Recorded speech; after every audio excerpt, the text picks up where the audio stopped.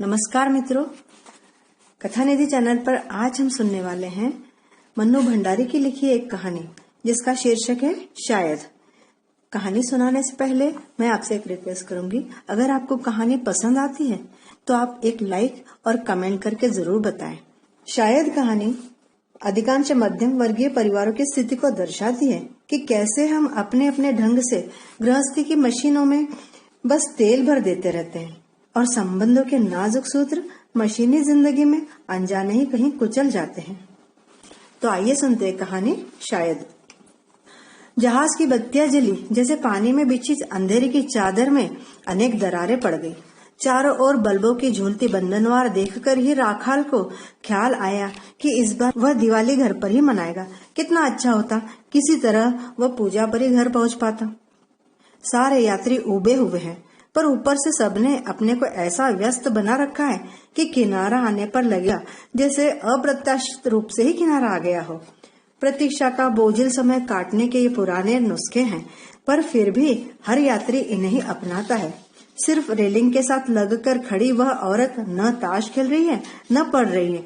पिछले 1 घंटे में उसने 3 बार अलग अलग लोगों से समय पूछा है, कुछ इस भाव से मानो महज घड़ी मिलाना चाह रही हो। हालांकि हाथ में विदेश से खरीदी हुई कोई नई घड़ी ही है, जिसके गलत समय देने की तो संभावना कम ही है। हो सकता है किनारे पर भी कोई इतनी ही व्यग्रता से उसकी प्रतीक्षा कर रहा हो। अच्छा किया उसने किसी को खबर नहीं दी। 8 के करीब जहाज किनारे पर लगेगा। राखाल 6 बजे से ही अपनी वर्दी उतारकर ऊपर आ गया है।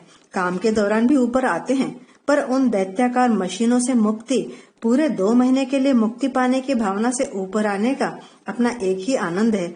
उसे खुद लग रहा है जैसे वह जहाज का एक अदना सा कर्मचारी नहीं, वरन एक संभ्रांत यात्री है जो 3 साल विदेश रहकर घर लौट रहा है। एकाएक घर की तस्वीर उसकी आंखों के सामने उभर आई। गैराज पर बना हुआ नीची छत वाला लंबा सा कमरा। वह घर पहुंचेगा तब तक बच्चे जरूर सो चुके होंगे। माला किसी न किसी काम में लगी होगी। वह अपना हर पत्र इसी पंक्ति से शुरू करती है। उत्तर जल्दी नहीं दे सकी क्योंकि समय ही नहीं मिला, और अंत में लिखती है, अब बस करती हूँ, बहुत काम पड़ा है। बीच में घर की कठिनाइयों की, बढ़ती महंगाई और बच्चों के बढ़ते आवारापन की बातें होती है, जिससे राखाल अब बहुत उबने लगा है। हर पत्र में मशीनी ढंग से लिखा हुआ प्राणनाथ संबोधन पूरी तरह निष्प्राण हो चुका है। पहली बार जब वह जहाज पर आया था तो माला के पत्रों को कई कई बार पढ़ता था। उस सब के बीच से 10 साल का लंबा समय गुजर चुका है। फिर भी सोए हुए बच्चे और जागते हुई माला की कल्पना ने उसके मन में हल्की से गुदगुदी पैदा कर दी। उसे अपने साथियों की बात याद आई। जब वह नीचे कपड़े बदल रहा था, सबके सब बिना किसी शर्म हया के फफ्तियां कस रहे थे। मशीनों के बीच रह रहकर साला मशीन बन गया है। अब ऊपर जाकर फेफड़ों में साफ हवा भरेगा, जिससे कुछ ताकत आए, कुछ जान आए, नहीं तो टाई टाई फिस नहीं हो जाएगी। उसके 2 साथी कुंवारे हैं और एक की बीवी किसी और के साथ रहने लगी है। जब वह अपनी तनख्वाह का बड़ा भाग घर भेजता था तो सब उसे चिढ़ाते थे, पर माला का पत्र आने पर सब पढ़ते थे। जॉन को अपनी बीवी नए सिरे से याद आ जाती और वह फूट फूट कर रोने लगता था। ऐसे मौकों पर राखाल ही उसे तसल्ली देता था, पर जितनी तसल्ली वह देता था उनसे ज्यादा तसल्ली उसके अपने मन में रहती थी कि माला उसे कभी छोड़कर नहीं जा सकती। निहायत उबा देने वाले पत्र भी उसे कहीं हल्के से आश्वस्त तो करते ही थे। उसे याद आया कि पिछली बार छुट्टी से आने के 8 महीने बाद बुलबुल पैदा हुई थी और 10 महीने जी कर वह मर गई। माला ने उसे खूब कोस कोस कर सूचना दी थी। अभी तो छोटू ही 1.25 साल का है। 2 छोटे बच्चों को घर के सारे कामकाज के साथ वह नहीं संभाल सकती। फिर बढ़ती महंगाई, कहाँ से खिलाए, कहाँ से पहनाए, और जब वह मर गई तब फिर कई पत्र उसी की खबर से भरे हुए थे। हाय, इससे तो मैं ही मर जाती तो अच्छा था। सबसे सुंदर थी, ऐसा एक भी बच्चा नहीं हुआ। भगवान को लेना ही था तो दिया ही क्यों था। राखाल को न उसके होने की खुशी थी, न मरने का कोई गम। एक हल्की सी भावना यही थी कि चलो अच्छा हुआ कि सब कुछ उसके पीछे ही हो गया। साथ ही मन में कहीं उभरा, अच्छा हुआ कि इस बात को भी अब तो 1.5 साल हो गया, वरना सारी छुट्टियां मातम पुरसी में ही बीत जाती। दूर किनारे की बत्तियां दिखाई देने लगी तो ताश में डूबा वह पूरा का पूरा दल रेलिंग के सहारे आ खड़ा हुआ। सबके चेहरों पर उल्लास थिरकने लगा। बच्चे दूर खड़ी छोटी छोटी आकृतियों को ही रुमाल हिलाने लगे। भीड़ से कटकर खड़ी वह अकेली महिला बायनाकुलर लगाकर किसी को ढूंढ रही है। एकाएक राखाल की नंगी आंखों के सामने माला की आकृति तैर गई। वह अपने साथियों और अफसरों से विदा लेकर बाहर आया और टैक्सी में बैठा। हर समय जहाज के तहखानों में बंद रहने के बाद दूर दूर तक फैला हुआ कलकत्ता रात दिन चारों ओर लरसती और थिरकती लहरों के बाद लंबी लंबी मौन स्थिर सड़कें और उन पर उन्मुक्त भाव से प्रकाश उड़ेलती हुई बत्तियों को देखकर उसे नए सिरे से अपने होने का बोध होने लगा। टैक्सी लेंसडाउन मेन रोड से बाई लेन में मुड़ी और 4 मकान छोड़कर खड़ी हो गई। वो उतरकर गैराज पर बने अपने मकान को देखने लगा। खिड़की से बहुत ही मंदी रोशनी बाहर आ रही है। शायद भीतर 0 पावर का बल्ब जल रहा है। टैक्सी के ठहरने से, फाटक के खुलकर बंद होने से भीतर किसी तरह की हलचल नहीं हुई। हाँ, सामने कपूर साहब के घर की खिड़की से एक कटा हुआ धड़ झांका, 2 क्षण रुका और फिर गायब हो गया। माला के घर शायद कभी कोई टैक्सी आकर ठहरती ही नहीं। रानी, राखाल ने आवाज दी तो कौन के साथ ही माला बाहर निकल आई और राखाल को देखते ही उसके चेहरे पर आश्चर्य भरा उल्लास फैल गया। यह क्या, तुम? कोई खबर नहीं, सूचना नहीं? और एक तरह से झपटकर उसने राखाल के हाथ से होल्डॉल ले लिया। टैक्सी वाले को पैसे देकर एक बड़ा और एक छोटा बक्सा संभाले राखाल संकरी सी सीढ़ियां चढ़ने लगा। उसके पीछे माला होल्डॉल को ठेलती हुई। बीच में पहुंचते ही राखाल ने बक्सा सीढ़ी पर टिकाया और घूमकर अंधेरे में ही माला का हाथ पकड़कर जोर से दबाया। चलो चलो, यह गिर जाएगा, हाथ छुड़ाते हुए माला ने कहा। उसके हाथ में कोई प्रतिक्रिया, कोई हरकत ही नहीं हुई। राखाल को माला का हाथ बड़ा सर्द और निर्जीव लगा और वही ठंडक जैसे उसकी अपनी रगों में भी समाने लगी।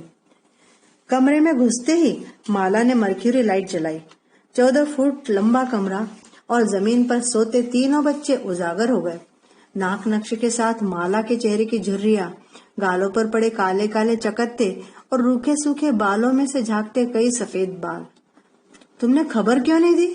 खबर देते तो हम सब लोग लेने नहीं आते। बच्चे कितने खुश होते।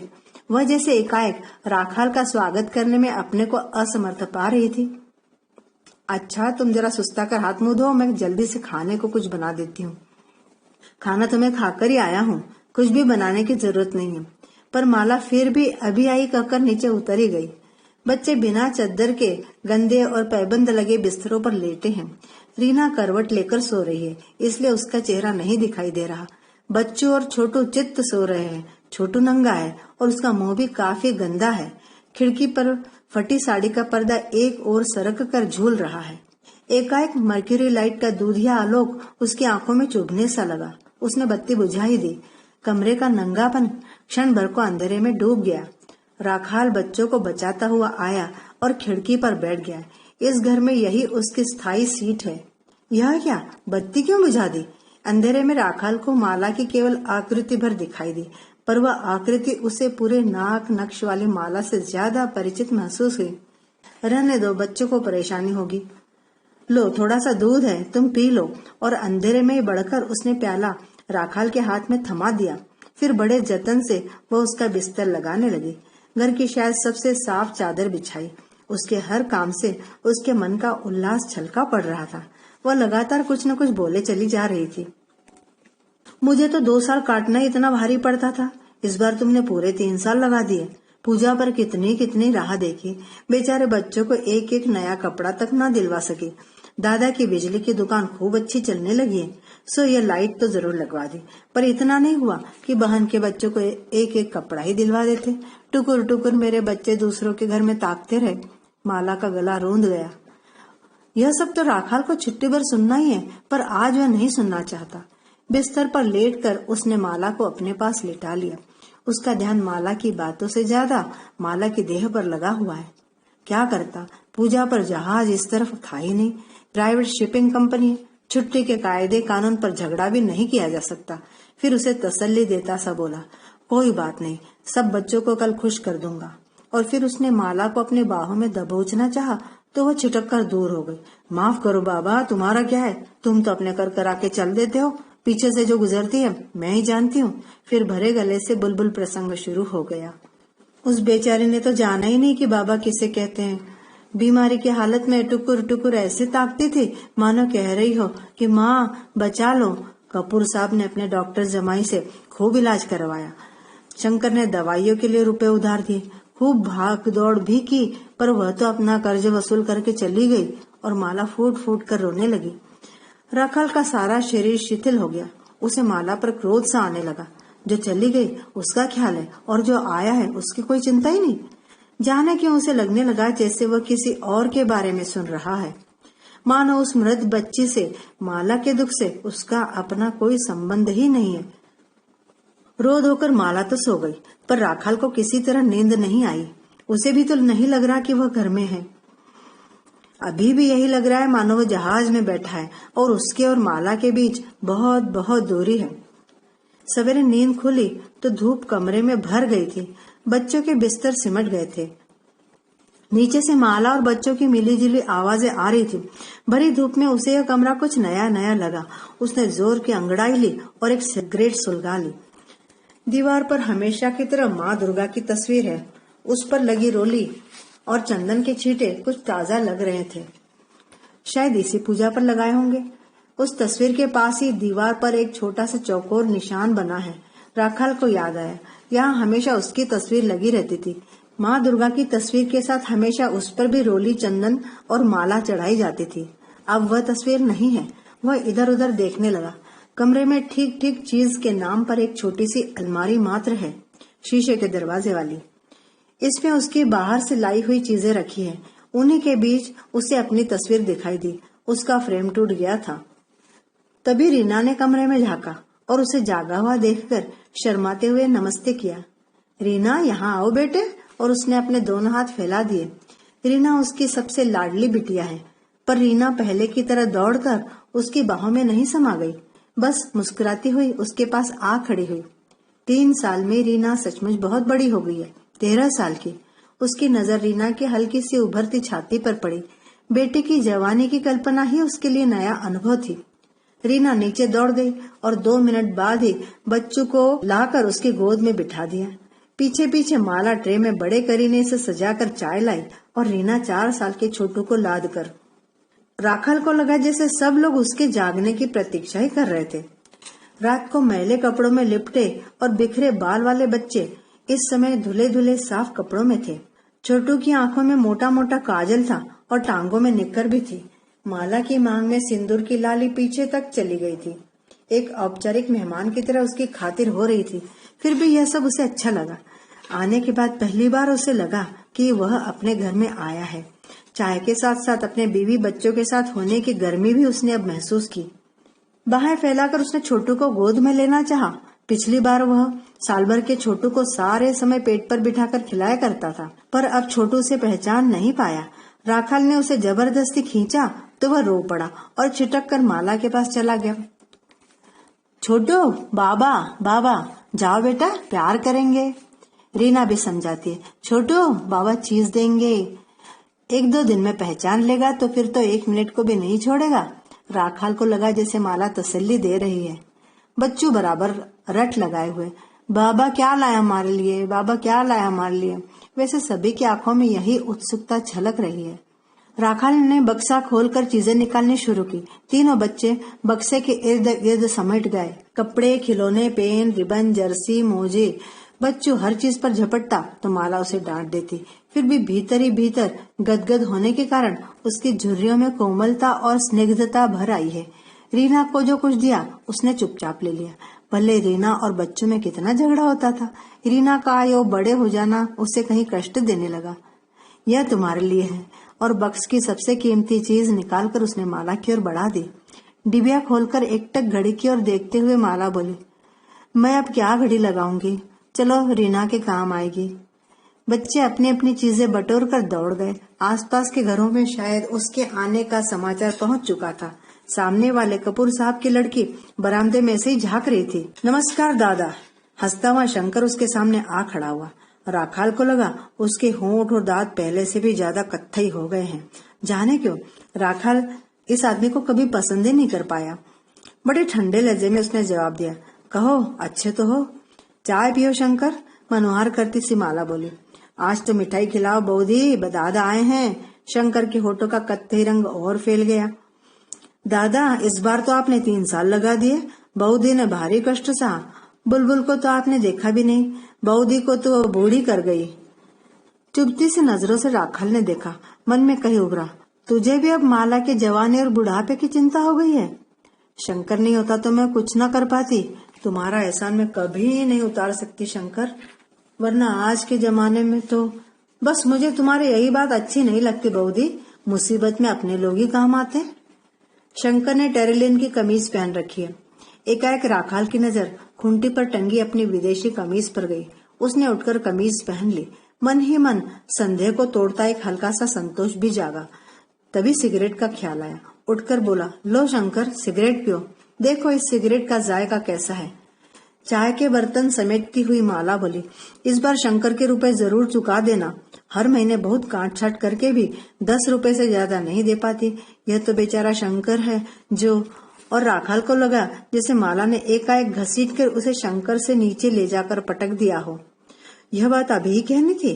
तुम दुनिया भर का कर्जा करो और मैं चुकाता फिरूं, बेइज्जती अलग।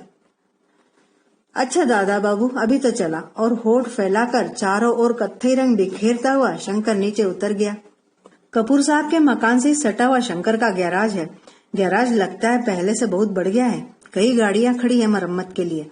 तभी एक गाड़ी के पीछे से शंकर निकल कर आया। उसके कंधे पर छोटू बैठा हुआ है। उसे कंधे पर बिठाए बिठाए ही शंकर कुछ काम कर रहा है। एकाएक उसे ख्याल आया, 3 साल पहले जब वह आया था तो इसी तरह बच्चों उस पर चढ़ा रहता था। खिड़की पर बैठे बैठे राखाल को लगने लगा जैसे सारा घर हिचकोले खा रहा है। नहीं, शायद लगातार जहाज पर रहने के कारण ही ऐसी अनुभूति हो रही है। 1-2 दिन में ठीक हो जाएगा। पसीने से लथपथ माला ऊपर आई। मछली का झोल और भात बना रही हूँ। बोलो और क्या बनाऊं? अरे कुछ भी बना लो जो तुम्हारी इच्छा हो। अपनी इच्छा से तो रोज बनाती हूँ। जब तक तुम हो तुम्हारी इच्छा का बना दो। जहाज का खाना खा खा कर शरीर तो आधा रह गया। तुम्हारे हाथ का कुछ भी खाऊंगा तो सेहत ठीक हो जाएगी। राखाल हल्के से मुस्कुराया। छोड़ो भी, अब कुछ भी अच्छा खिला सकूं ऐसी स्थिति ही नहीं। और एक निश्वास छोड़कर माला उसी व्यस्त भाव से उतर गई। राखाल को लगा जैसे उसी के पास करने को कुछ नहीं है। बच्चे अपने में मस्त, माला अपने में। सिगरेट समाप्त करके वह नीचे उतरकर गैराज में बनी हुई रसोई में चला गया। तुम यहाँ गर्मी में क्यों आए? चलो ऊपर चलकर बैठो। आसन बिछाकर वहीं बैठे हुए राखाल को याद आया, पहले जब वह जहाज पर से आया करता था तो माला हर समय उसे अपने पास ही बिठाए रखना चाहती थी। खाने पर फिर सारा परिवार जुट गया। इस समय बच्चों के लिए राखाल से ज्यादा महत्व राखाल के बहाने मिलने वाले इस खाने पर है। खाना पीना समाप्त हुआ तो माला ने बच्चों से कहा, जाओ दादा के यहाँ जाकर खबर कर दो कि बाबा आए हैं। और देखो, धूप में लौट कर मत आना, वहीं खेलते रहना। शाम को हम लोग आएंगे तो लेते आएंगे। बच्चों ने राखाल के लाए हुए कपड़े चढ़ाए और इतराते हुए दौड़ गए। माला नीचे बर्तन साफ करने लगी। राखाल ने कमरे की खिड़की बंद कर दी और जमीन पर चटाई डालकर चित्त लेट गया। माला ने शायद जानबूझकर बच्चों का आने के लिए मना कर दिया है। जहाज से उतरकर टैक्सी में बैठे बैठे माला से मिलने की जैसी अकुलाहट उसे हो रही थी, वैसी ही अकुलाहट उसे फिर होने लगी। शायद नीचे फिर कोई आ गया है। माला के बात करने की आवाज आ रही है। कोई महिला स्वर ही है। पता नहीं किस किस को पाल रखा है। थोड़ी देर वह बेचैनी से राह देखता रहा, फिर जोर से आवाज दी, माला। अपने स्वर का रोबीलापन उसे स्वयं बड़ा अच्छा लगा। आई और 1 मिनट बाद साड़ी से हाथ पोंछती हुई पसीने भीगी माला आ खड़ी हुई। पीशी माँ तुम्हें प्रणाम करने आई है। कौन पीशी माँ? लेटे लेटे उसने खीजे स्वर में पूछा। पर तभी एक वृद्ध सी विधवा दरवाजे पर हाथ जोड़कर खड़ी हो गई। प्रणाम जमाई बाबू।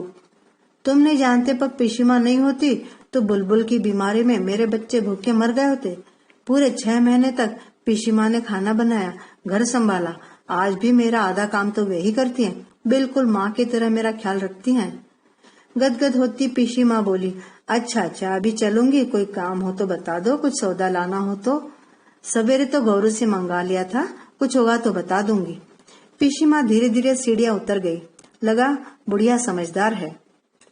यह क्या, तुम्हें गर्मी नहीं लग रही है? खिड़की भी बंद कर दी और पंखा भी नहीं चला रखा है। और माला ने उठकर भड़ाक से खिड़की खोल दी। बंद कर दो खिड़की, बहुत आंखें चौंधी आती है। नहीं, माला के मन में शायद कहीं कोई इच्छा ही नहीं बची रह गई है। माला ने खिड़की बंद कर दी, पंखा चला दिया। शंकर तुम्हारे लिए रख गया है, हर बात का इतना ख्याल रखता है कि क्या बताऊं। और माला पास आकर बैठ गई। शाम को दादा के यहाँ से लौटकर आए तो कपूर साहब से मिल आना। आज के जमाने में ऐसे भले लोग मिलते नहीं। इतना पैसा है पर घमंड तो छू तक नहीं गया। तुम कहो तो तुम्हारी लाई हुई चीजों में से एक एक चीज पम्मी और शंकर के बच्चे को दे दूं। उनके एहसान तो क्या उतार सकेंगे। फिर भी माला के पास क्या कोई बात ही नहीं है करने के लिए। तुम कितने रुपए लाए साथ में? शंकर के 300 रुपए और चुकाने हैं। बुलबुल की 10 महीने की बीमारी ने मुझे तो तन मन और धन से एकदम ही कंगाल कर दिया। फिर भी बच जाती तो सब्र करती। माला का स्वर फिर भर्राने लगा। कौन थी यह बुलबुल? कैसी थी? सुना था बच्चे सेतु होते, पर यह तो बने हुए सेतु को तोड़ गई। माला कितने दूर जा पड़ी उससे। शंकर, कपूर साहब, पिशीमा सबके बीच राखाल का अपना अस्तित्व जैसे घुलने लगा। तुम भी सोचोगे कि मैं जब तक बस पैसे का ही रोना रोती रहती हूँ, पर क्या करूँ तुम ही बताओ। महंगाई का तो कोई ठिकाना नहीं। 3 बच्चों का और अपना पेट कैसे भरती हूँ मैं ही जानती हूँ। माला क्या जानती नहीं कि राखाल कुछ नहीं कर सकता है? अधिक से अधिक रुपया वह घर ही भेज देता है। फिर भी वह यह सब क्यों दोहरा रही है?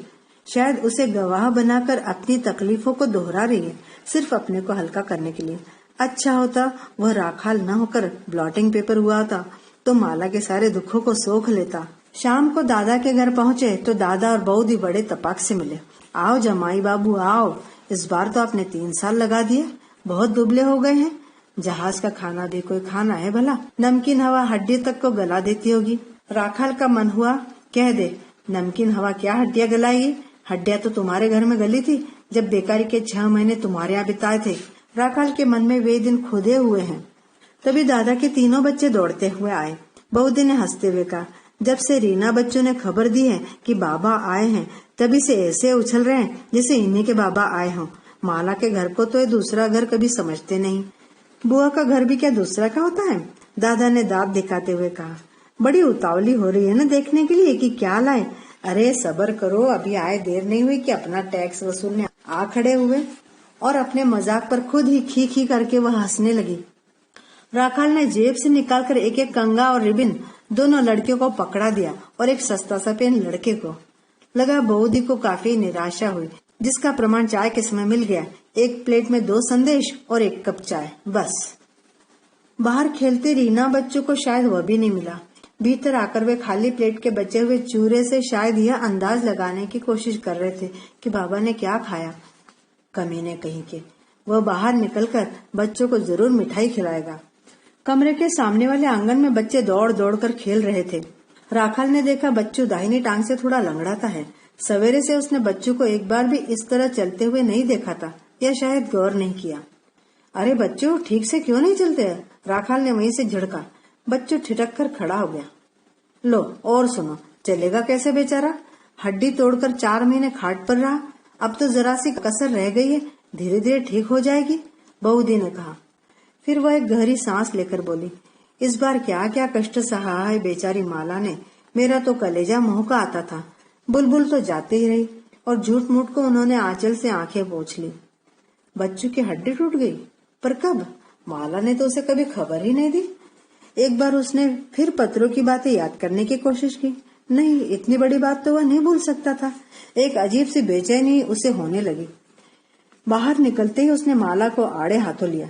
तुमने मुझे बच्चों के पैर की हड्डी टूटने की खबर तक नहीं दी। कब टूटी हड्डी? कैसे टूटी? क्या करती खबर करके? तुम कर ही क्या लेते सिवाय परेशान होने के? फिर भी तुमको लिखना तो चाहिए था। पीछे जो कुछ होता है मुझे मालूम तो रहे। मेरे बच्चे का पेट टूट गया और इसकी खबर मुझे दूसरे लोग दे रहे हैं। आखिर मैं आगे राखाल से कुछ कहा नहीं गया। पीछे जो कुछ होता है वो भोगना तो मुझे ही पड़ता है। दूर रहकर तुम चिंता करने के सिवाय क्या कर सकते हो? बेकारी परेशान होते। माला का सुर कातर हो गया। राखाल समझ नहीं पाया कि माला उस पर आरोप लगा रही है या अपना अपराध स्वीकार कर रही है। सचमुच उसके पीछे क्या कुछ नहीं हो गया। बुलबुल हुई और मर गई। रीना की सारी चंचलता और बचपना ऐसा गया था कि उसने बेझिझक होकर उससे बात तक नहीं की। बच्चों के पैर की हड्डी टूट गई और जुड़ गई। छोटू इतना बड़ा हो गया कि उसे पहचानता तक नहीं। और माला, वो लौटकर घर नहीं आया। सबको लेकर देशप्रिय पार्क में बैठ गया। बच्चों के मांगने पर उसने सबको एक एक आने की मूड़ी दिलवाकर उन्हें अपने पास बिठाया और उनकी पढ़ाई लिखाई के बारे में पूछने लगा। यह बच्चू तो सारे दिन आवारागर्दी करता है, 4 महीने बिस्तर पर रहा, सो पढ़ाई लिखाई तो यूं ही चौपट है। उस पर भी मजाल है जो कभी किताब लेकर बैठ जाए। शंकर के लड़के को पढ़ाने के लिए मास्टर आता है। कई बार उसने कहा भी कि बच्चू तू भी बैठ जाया कर, पर बच्चू को खेलने कूदने से फुर्सत हो तब ना। आक्रोश और खीज माला के स्वर का अस्थायी भाव हो गया है। राखाल ने बच्चू को बाह में भरकर अपने पास खींचते हुए कहा, देखना अब बच्चू कैसे पढ़ता है। कोई शंकर वंकर का मास्टर नहीं, मैं पढ़ाऊंगा बच्चू को। क्यों बेटा, अच्छे नंबरों से पास होना है ना तुम्हें? बच्चू ने गर्दन हिलाकर हाँ कर दी। फिर राखाल रीना से बतियाने लगा, पर वह पहले की तरह ही झेप झेप कर जवाब देती रही। पर छोटू उसके पास अभी भी नहीं आया। उसे देखकर मुस्कुराता जरूर था, पर जब राखाल हाथ बढ़ाता तो वह माला की गोद में दुबक जाता। 1-2 दिन में पहचान जाएगा। पहले तो जब तुम गए थे ना, तब बहुत दिनों तक तुम्हारी फोटो को देखकर बाबा बाबा किया करता था। अब इतने दिन हो गए कि भूल ही गया। 2 घंटे पार्क में बिताकर जब रात में वे लोग घर लौटे तो राखाल का मन बहुत हल्का हो आया था। केमिस्ट के यहाँ से खरीदा गोल सिक्का रात के बारे में भी उसे आश्वस्त कर रहा था। गली में कल की तरह आज भी अंधेरा था, फिर भी वह गली, नीची छत वाला कमरा एकाएक उसे अधिक आत्मीय और अपने से लगने लगे। अभी भी जैसे उसके फेफड़ों में पार्क की हवा भरी थी। रात में माला को लस्त पस्त करके छोड़ा तब पहली बार घर आने का बोध उसकी रग रग में तैर गया। थोड़ी देर में माला की नाक बजने लगी। उसे बड़ी देर से सिगरेट की तलब महसूस हो रही थी। उसने सिगरेट निकाली और खिड़की पर बैठ गया। जब राखाल सोया तो आज मकान हिचकोले नहीं खा रहा था। दूसरे दिन उठकर ही राखाल ने रीना और बच्चों को बैठाकर पढ़ाया था, और जब वे स्कूल चले गए तो कमरे की सफाई शुरू की। माला पहले मना करती रही, फिर खुद भी आकर जुट गई। उसके पास कुछ रुपए और होते तो घर में थोड़ा सामान डलवा जाता। 2-3 गोल मूड़े, 1 आध कुर्सी। खैर छोड़ो, खुद भूख काट काट कर जो थोड़ा बहुत पैसा उसने बचाया है उससे यहाँ बाल बच्चों को खिलाएगा, थोड़ा बहुत घुमाएगा, सबको एक सिनेमा जरूर दिखाएगा। बच्चे ही नहीं, आसपास के लोग भी तो जान ले कि वह आया हुआ है। चौका बर्तन करके माला ऊपर चढ़ी तो उससे रहा नहीं गया। तुम सारे काम से छुट्टी पाकर नहा तो लिया करो। पसीने से लथपथ माला को देखकर उसका आधा उत्साह ही मर जाता। कितनी बार नहाऊं, अब तो मुझे कुछ नहीं अखरता, आदत हो गई है। और पसीना सुखाने के लिए वो पंखे के सामने जा बैठी। सुनो, राखाल ने माला की ओर देखा। पिशी माँ का एक भांजा है, इंटर पास है और कहीं फैक्ट्री में काम करता है। रात में बीए की पढ़ाई करता है। राखाल बात को पकड़ नहीं पाया। पिशी माँ रीना के संबंध के लिए कह रही है कभी से। घर में ज्यादा लोग नहीं है और लेने देने का भी कोई खटराग नहीं होगा। राखाल जैसे आसमान से गिर पड़ा। तुम्हारा दिमाग तो ठीक है? अभी रीना है ही कितनी बड़ी, पढ़ेगी लिखेगी नहीं क्या? अरे इसमें दिमाग खराब होने की क्या बात है भला? आखिर शादी तो करनी ही है। संबंध जितनी जल्दी हो जाए अच्छा है। तुम दूर रहते हो, लड़का ढूंढेगा ही कौन? यह तो भाग से घर बैठे ही लड़का मिल रहा है। तुम बुलाकर मिल लो, देख लो, सुन लो, तसल्ली कर लो। माला थी कि बोले चली जा रही थी और राखाल की यह समझ में नहीं आ रहा था कि वह उसे कैसे चुप करे। दादा से कहा कि एक बार लड़के को बुलाकर देख लो, कुछ बात कर लो, तो कतरा गए। शादी ब्याह का मामला है, जमाई बाबू के आने से ठीक रहेगा। अरे मैं खूब समझती हूँ, बुलाएंगे तो कुछ खिलाना पिलाना पड़ेगा, कौन खर्चा करे? माला पर रीना क्या बहुत छोटी नहीं है? राखाल के स्वर में अजीब सी बेबसी आ गई। क्या छोटी है? 13 की पूरी होने वाली है और कौन आज ही ब्याह होने वाला है। कुछ न कुछ करके भी 2-3 हजार तो चाहिए ही। मुझे तो रात दिन यही चिंता लगी रहती है। राखाल की आंखों के सामने जैसे धुंध से छाने लगी और थोड़ी देर पहले जमाया हुआ कमरा फीका फीका लगने लगा। दादा बाबू, आपने बुलाया? अपने कत्थई होंठ फैलाए हुए शंकर सामने आ खड़ा हुआ। बैठो बैठो, हजामत बनाते हुए राखाल ने कहा। लो, आपने तो कमरे की शक्ल ही बदल दी। अब लग रहा है कि घर का मालिक आ गया है। शंकर हंसने लगा, पर राखाल को अब शंकर की हंसी उतनी बुरी नहीं लगी।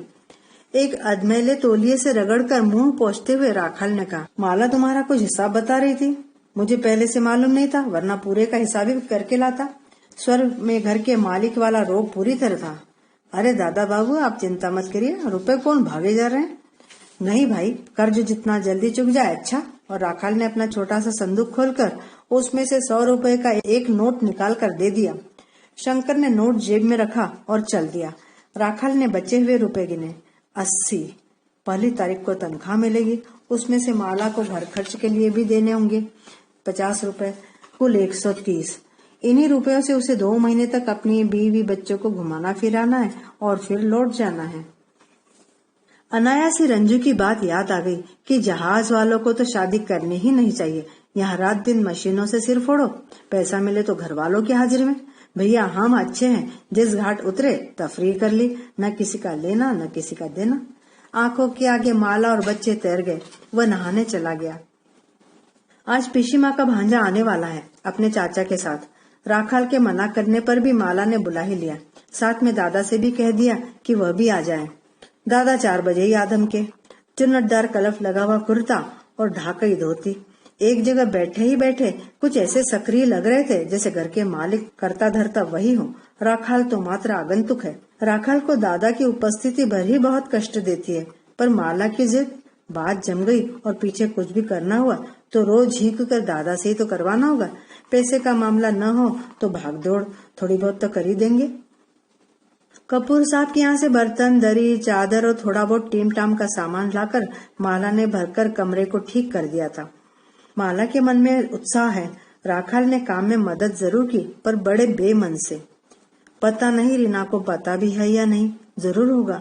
इन बातों के गंध पाने के लिए लड़कियों के पास 6ठी इंद्रिय होती है। कैसा लग रहा होगा उसे। रीना ने राखाल और अपने बीच संकोच की दीवार खड़ी कर ली है, वरना वह खुद भी पूछ लेता। लड़का आया, गहरा सांवला रंग और चेचक के दाग। राखाल का रहा सा उत्साह भी जाता रहा। राखाल ने वैसे ही तय कर लिया था कि इन लोगों के आने के बाद वो दादा को इतना मुखर नहीं रहने देगा। घर के मालिक की हैसियत से वही सारी बातचीत करेगा। पर लड़के की सूरत देखकर यह निर्णय अपने आप ही पिघल गया। दादा बात भी कर रहे हैं और धोती का छोर उठाकर ऊपर नीचे आ जा भी रहे हैं। करने दो जो मर्जी है, अंतिम निर्णय तो मैं ही लूंगा। दादा और माला किसी की नहीं चलने दूंगा। हम तो कभी से मिलना चाह रहे थे, पर आपके लौटने का इंतजार था, चाचा ने कहा तो राखाल को थोड़ा संतोष हुआ। पहली बार होठों पर मुस्कुराहट आई। चलो कम से कम यह तो मालूम हुआ कि घर का मालिक मैं हूँ। फिर इधर उधर की बातचीत चलने लगी। चाचा ने पूछा, अच्छा राखाल बाबू, आप तो बहुत देश विदेश घूमते हैं, अपने देश जैसी संस्कृति कहीं देखने को मिलती है? राखाल को लगा चाचा जी उसके विदेश घूमने से काफी प्रभावित है। वह कुछ कहता उसके पहले ही दादा बोले, अरे नहीं गांगुली बाबू, जमाई बाबू का काम तो जहाज का है, देश विदेश कहाँ घूम पाते हैं बेचारे, जहाज पर ही रहना पड़ता है। फिर भी कुछ मालूम हो तो बोलो जमाई बाबू, अपने देश जैसी संस्कृति कहीं देखी? राखाल भीतर ही भीतर भुन गया। जहाज पर नौकरी नहीं करते, कहो जहाज में पाखाना साफ करते हैं, कमीना कहीं का। माला को मना कर दो फिर भी मरेगी इस दादा के पीछे। आज वो माला की अच्छी तरह खबर लेगा। बात संस्कृति से नौकरी पर आ गई और लगे हाथ ही बेकारी की समस्या और सरकार की धुनाई भी हो गई। ऐसे संकट के दिनों में भी अपने भतीजे को फैक्ट्री में नौकरी दिलवा देने की सफलता पर अपार गर्व महसूस करते हुए गांगुली बाबू रसगुल्ले पर रसगुल्ले खाते रहे। लड़की वाले भले ही हो, पर खाने में बराबरी के उतरेंगे के भाव से दादा मुकाबला करते रहे। खाए जा कमबख्त, मुफ्त का माल है, अपने घर तो संदेश देकर छुट्टी कर दी। उन लोगों के जाते ही खुलकर राखाल ने घोषणा कर दी, यह लड़का बिल्कुल नहीं चलेगा, पिशी माँ से कह देना बात खत्म कर दे। अपने स्वर की दृढ़ता पर राखाल स्वयं विस्मित था। जमाई बाबू, ऐसा लड़का आपको मिलेगा नहीं। लड़कों का भी कोई रंग रूप देखा जाता है? रंग का है क्या आखिर, गोरा या काला? बाकी नौकरी करता है, बीए की पढ़ाई कर रहा है, परिवार का खटराग नहीं, रीना अकेली राज करेगी। सबसे बड़ी बात, लेने देने का झमेला नहीं, दहेज दिया जाएगा आपसे। मैंने कहा ना कि यह संबंध नहीं होगा तो नहीं होगा, मुझसे क्या होगा क्या नहीं ये मैं समझ लूंगा। कोई चेहरा है लड़के का? राखाल के इस रूप से माला स्तब्ध। दादा भुनभुना कर चले गए। अपने तो बाहर रहते हैं, यहाँ बीवी बच्चे हमारे नाम को झिंकते रहते हैं। आज के जमाने में अपना घर चलाना ही मुश्किल, किस किस का करते फिरो। और बुलाओ दादा को, मेरा अपमान कर गए खूब अच्छी तरह, अब तो कलेजा ठंडा हो गया। जैसा भाई वैसी बहन। माला रो पड़ी। माला को यूं ही रोता छोड़कर राखाल बाहर निकल गया। सामने ही कोने वाले स्टॉल से पान लगवाकर खाया और डंडी से चूना चूसता हुआ पार्क में टहलने लगा। परम संतुष्ट सा वह घर पहुंचा। कपूर साहब का सामान जा चुका था और कमरा बड़ा उखड़ा उखड़ा लग रहा था। माला नीचे रसोई में थी और बच्चे बाहर। लड़के को नापास करके ही उसे लग रहा था जैसे घर में उसने अपने को पूरी तरह पास कर लिया है। गांगुली मौसाय और दादा के साथ ही साथ उसने अपने मन की खिन्नता और जड़ता को भी उड़ा दिया। एक नया आत्मविश्वास जागा। यह घर मेरा है, इसमें मेरी इच्छा के खिलाफ कुछ भी नहीं हो सकता। राखाल ने सबका कार्यक्रम ठीक कर दिया। सवेरे रीना उसके सिर में तेल डालकर आधा घंटे तक चंपी करती। बच्चू अंग्रेजी के स्पेलिंग याद करता और सवाल करता। तब सब्जी गौरी या पिशीमा नहीं लाती। राखाल खुद बाजार करने जाता। हफ्ते में एक दिन मछली भी लाता। छोटू का लिवर चढ़ा हुआ था, खुद उसे अस्पताल ले गया। उसे नहीं पसंद कि हर बात में दूसरों का एहसान लिया जाए। शाम को बच्चू खड़े होकर उसके पैर दबाता और साथ ही साथ पहाड़ी भी याद करता। खाने के बाद बच्चों को पढ़ाने बैठ जाता। मशीनों के बीच रहते समय उसे कभी याद नहीं रहता कि वह भी बीएससी पास है। उसकी अपनी जिंदगी तो बर्बाद हो गई, पर वह चाहता है कि कम से कम बच्चों की जिंदगी तो बना दे। उसे आज भी याद है कि जब वह कलकत्ते में ही नौकरी करता था और रीना हुई थी तो माला की एक आकांक्षा थी कि वह अपनी बिटिया को डॉक्टर बनाएगी। और अब रविवार की शाम को माला और बच्चों को लेकर घूमने जाता। उस समय शंकर या कपूर साहब दिख जाते तो वह 2 मिनट ठहरकर जरूर उनसे कुछ बात करता। फिर बड़ी लापरवाही से कहता, जरा बच्चों को घुमा लाओ, अक्टूबर समाप्त तो हो रहा है पर अब भी गर्मी खत्म नहीं हुई। शाम को घर में घुटन सी हो जाती है। 1 तारीख को ऑफिस जाकर तनख्वाह ले आया। माला को हर महीने की तरह रुपए दिए और 50 रुपए अपने पास रख लिए। लाओ इस बार ये रुपए मुझे दे दो, तुम क्या करोगे? ना हो तो शंकर को दे दो। माला हमेशा उसे खर्चा करने के लिए टोकती रहती, पर वह हमेशा झिड़क देता। इस बार भी उसने इनकार कर दिया। नहीं, कुछ रुपया मेरे पास चाहिए। बच्चों को घुमाना फिराना खिलाना पिलाना तो है। वे बेचारे क्या जानेंगे कि उनका बाबा आया। पैसे के मामले में वह माला पर कतई निर्भर नहीं रहना चाहता, बल्कि चाहता है माला उस पर निर्भर करे। धीरे धीरे राखाल की छुट्टियां और पास के रुपए समाप्त होने को आए। राखाल ने छोटू का नाम भी स्कूल में रजिस्टर करवा दिया। जनवरी से वह भी स्कूल जाने लगेगा। सरकारी स्कूल में फीस ज्यादा नहीं लगती, पर कॉपी किताब पेंसिल आदि के खर्चे की ही माला को चिंता है। राखाल ने समझा दिया, इस बार 20 रुपए की तरक्की मिलेगी, वह सब तुम्हारे पास भेज दिया करूंगा। तुम बच्चों को ठीक से पढ़ने दो। और देख रीना, माँ स्कूल छुड़वाए तो छोड़ना मत, मुझे लिख देना और तू मुझे बराबर चिट्ठी लिखाकर सारे हालचाल, समझी? बच्चू बेटा, मेरे पीछे मन लगाकर पढ़ना। अच्छे नंबरों से पास हो गए तो इनाम भेजूंगा। बच्चू तो मेरा राजा बेटा है। छोटू बाबा, इस बार लौट कर आऊं तो भूलना मत। हम आए तो छोटू बाबू हमको पहचानते नहीं, हमारे पास आते नहीं, और अब हम नहाने जाए तो बाहर खड़े होकर रोते हैं। अब तो नहीं भूलोगे ना बेटे? हमारी तस्वीर के सामने खड़े होकर बातें किया करना। और राखाल भर्राए गले से हंस दिया। उसके बाद खाना बनाती हुई माला की ओर नजर गई तो उसे समझ में नहीं आया कि उसके लिए क्या कहे। केवल इतना ही कह पाया, देखो तुम हर बात की सूचना जरूर देना। यह ठीक है कि मैं दूर रहकर कुछ कर नहीं सकता, पर कम से कम मुझे जानकारी तो होनी चाहिए। उसके बाद बड़ा बोझिल सा मौन वहां पर पसर गया। 3 दिन बाद वह चला जाएगा और माला अभी से उदास रहने लगी है। उसका अपना मन जैसे कहीं से डूबने लगा है। रात में माला उससे सटकर सो रही है।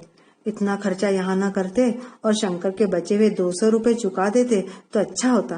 पहले तो यही कहकर टालती रही कि तुम आओगे तो मैं दे दूंगी, अब कौन सा बहाना बनाऊंगी। राखाल इस समय यह बात नहीं करना चाहता, फिर भी माला को तसल्ली देने के लिए कह दिया, मैं जाकर ही रुपए भेज दूंगा। कल उसे अपनी ज्वाइनिंग रिपोर्ट देनी है और परसों सवेरे 10 बजे जहाज खुलेगा। आज कुछ और भी तो किया जा सकता है। दूसरे दिन ऑफिस से लौटकर वह शंकर से मिल लिया। दादा के यहाँ अब वह नहीं जाएगा, कपूर साहब से शाम को मिलाएगा। आज आखिरी शाम है। खाना साथ लेकर सारा परिवार लेक्स पर जा बैठा। खाने में वही मछली का झोल और भात। सब चुप चुप बैठे हैं। बच्चू मछली पर वैसे ही टूटा पड़ रहा है। सिर्फ छोटू इस समय माला की गोद में नहीं, राखाल की अपनी गोद में है। शाम को अंधेरा उसके मन पर उतरता आ रहा है। माला की आंखें इस बात की गवाह है कि दिन में वह कई बार रो चुकी है। दूसरे दिन राखाल सबको लेकर 8 बजे ही जहाज पर पहुंच गया। उसने अपनी हाजिरी लगवा दी। 3 साथियों में से केवल रंजू इस बार साथ है, 2 किसी और जहाज पर चले गए हैं। वर्दी पहनकर वह फिर बच्चों और माला के पास आ खड़ा हुआ। रीना चुपचाप रो रही है। माला रोने के साथ साथ उसे याद दिला देती, शंकर के रुपए जैसे भी हो भेज देना। और राखाल की आंखों के सामने बहुत दिनों बाद जैसे शंकर के होठों और दांतों का कत्थई रंग एकाएक कौंध गया।